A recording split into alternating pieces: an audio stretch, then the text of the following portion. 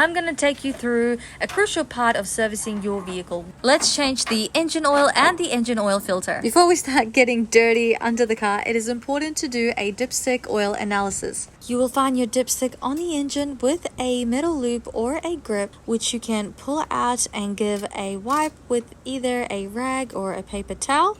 Then you can pop it back in, give it a few seconds, and then you can pull it out and start examining the oil. The oil should look smooth and glossy and somewhat transparent, as well as you'll be able to tell your oil level by the markings on the dipstick. If it is not looking right and the level's quite low, then it is time for an engine oil change. It is very crucial to change the oil filter when servicing your vehicle. We're going to take a ratchet and we're going to go into the engine bay and take out this old oil filter and replace it with a new one. Once the ratchet has made the oil filter come a bit loose, you can use your hands to twist that right off. Make sure the rubber O-ring is still attached to your old oil filter. Sometimes it can get left behind, so if it is, just put your hand down there, make sure to pull it out.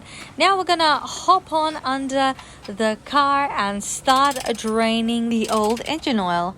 You're going to remove something that's called the sump plug. Make sure you've got a bucket handy to catch all of that engine oil, as well as maybe a pair of gloves and safety goggles so you don't get anything in your eyes. It's going to take a few minutes to wait for that to fully drain. While you're waiting, it is important to give that sump plug a nice good clean. If you want to speed up the process, then I would recommend getting on under the bonnet and undoing the engine oil cap.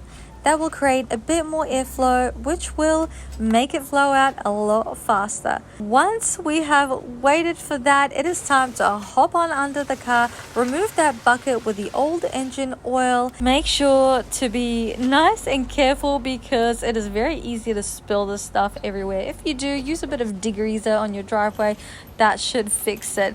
Otherwise, we are hopping straight back under the car and we're going to be reinstalling that nice clean sump plug. I've nicely slithered in under the car, but unfortunately I was reminded as to why I should be wearing safety goggles because I had a bit of engine oil drip onto my face. Luckily, not my eyes. I've put the sump plug back on in with the help of a nice ratchet. It can be a bit of a struggle going under the car constantly and getting super dirty, but it is worth it because you are saving money working on your own car, as well as educating yourself about your vehicle, which I think is super crucial.